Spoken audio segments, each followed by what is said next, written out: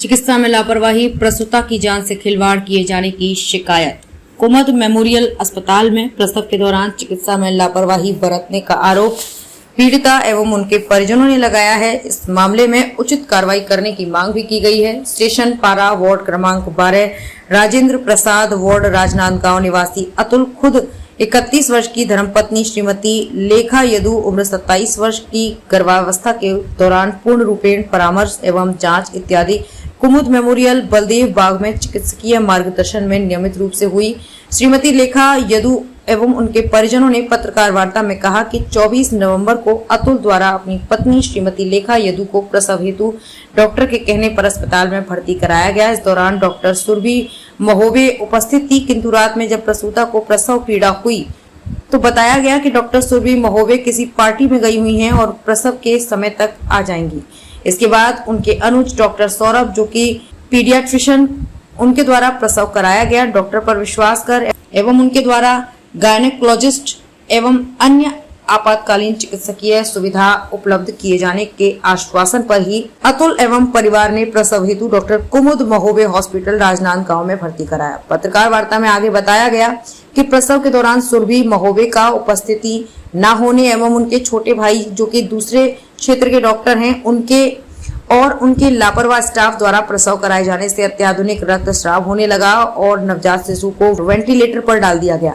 बच्चे की हालत खराब कहकर वेंटिलेटर में बच्चे को शिफ्ट कर दिया गया। चेकअप के लिए आप शहर के कुमुद अस्पताल गए, उसके बाद क्या हुआ?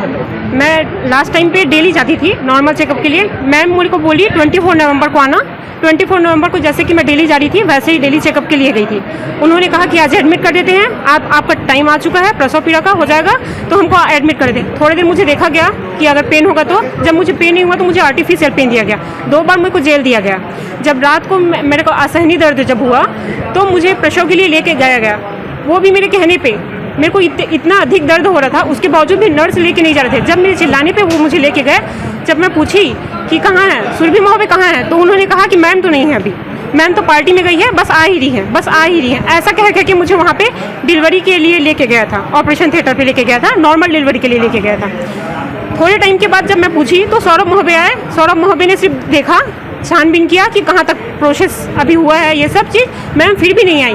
बाद में जब मेरा डिलीवरी हो गया, जब बच्चा निकला, मेरे को मदर टच के लिए नहीं दिया गया। बच्चे को वो लोग लेके गए, मुझे दिखाया भी नहीं गया, ना ही मुझे बताया गया कि गर्ल है या बॉय है। जब मैं पूछी बाद में चिल्ला के तो मुझे बताया गया कि आपका बॉय हुआ है।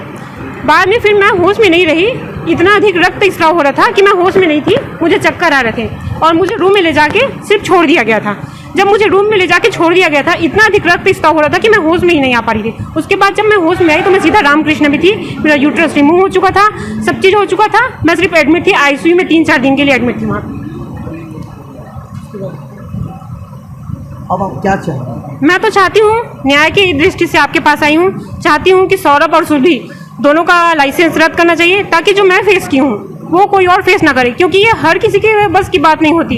मैं चाहती हूँ कि जो मैं फेस की हूँ वो इनफैक्ट डॉक्टर भी जो मेरे साथ ये की है वो भी फेस ना करे। मैं यही चाहती हूँ। तो मैं ये चाहती हूँ कि दोनों का लाइसेंस रद्द होना चाहिए, ताकि ये एक्सपेरिमेंट जो मेरे पे हुआ वो किसी पे नहीं होना चाहिए। तो बच्चे की मौत की वजह किसे मानती है? मैं तो उन्हें ही मानती हूँ, क्योंकि जब मैं गई उन्हीं के भरोसे में गई।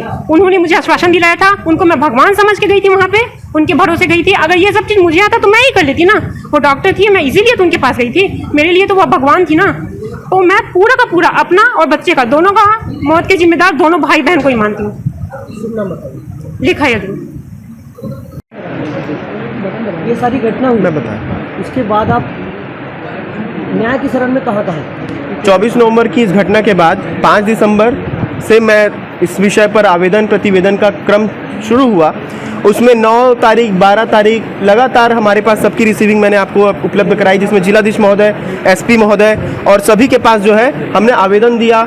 माननीय गृह मंत्री, मुख्यमंत्री, स्वास्थ्य सचिव, मेडिकल काउंसिल, रजिस्ट्रार, संचालक, एसपी, थाना प्रभारी, हमने ऐसी कोई स्थान नहीं जहां पर आवेदन देना चाहिए था और हमने नहीं दिया। सभी जगहों पर हमने इस विषय पर लेकर शिकायती आवेदन हमने दिया हुआ। उसके बाद जो है सीएमएचओ साहब जो है इस पर एक कार्रवाई करते हैं। आनन फानन में 2 माह का पर्याप्त समय बोलने का अवसर हॉस्पिटल प्रबंधन को देने के बाद जब 2 माह के बाद कार्रवाई होती है और रिपोर्ट बनकर आती है जो जांच टीम है, जो सरकारी डॉक्टरों की जांच टीम है, सीएमएचओ द्वारा गठित टीम, उनकी रिपोर्ट जब आती है तो एक रिपोर्ट जब बनकर आती है तो वो स्टे मांगते हैं। जिस स्टे मांगने के बाद वो जवाब देने के लिए समय मांगते हैं, जिस पर आज 1 माह से ऊपर हो गया, उनका जवाब ना आया है, ना सीएमएचओ की रिपोर्ट आई है। तो इसमें हमें ये संदेह है कि कुछ ना कुछ इसमें अविश्वसनीयता का यहाँ पर विषय है।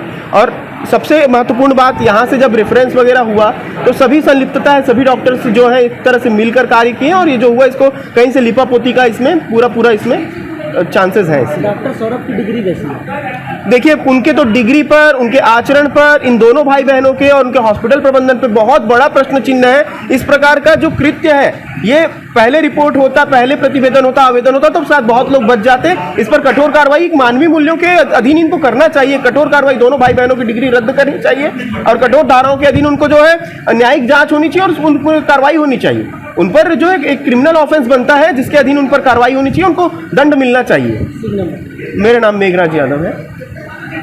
गैर जिम्मेदार लापरवाह चिकित्सकों द्वारा प्रसव कराए जाने के कारण पीड़िता की बच्चेदानी गर्भाशय पूर्ण रूप से क्षतिग्रस्त हो गया। पूरा केस बिगाड़ देने के बाद डॉक्टर सुरभि और डॉक्टर सौरभ ने हाथ खड़े कर दिए और लेखा को रामकृष्ण केयर रेफर कर दिया गया। वहीं बच्चे को भी बाल गोपाल अस्पताल रायपुर के लिए रेफर कर दिया। घनघोर लापरवाही जो कि डॉक्टर सुरभि और डॉक्टर सौरभ ने अतुल यदु और उसकी पत्नी लेखा यदु और उसके बच्चे के साथ की, जिसके कारण लेखा यदु की जान बचाने के लिए रामकृष्ण केयर में ऑपरेशन कर गर्भाशय को निकालना पड़ा। वहीं बाल गोपाल में बच्चे को 25 नवंबर की शाम मृत घोषित कर दिया गया। इस मामले में उचित कार्रवाई किए जाने की मांग शासन प्रशासन से की गई है। राजनांदगांव से विजन टाइम्स न्यूज के लिए लोकेश रजक के साथ ऋषि बांसोड़ की रिपोर्ट।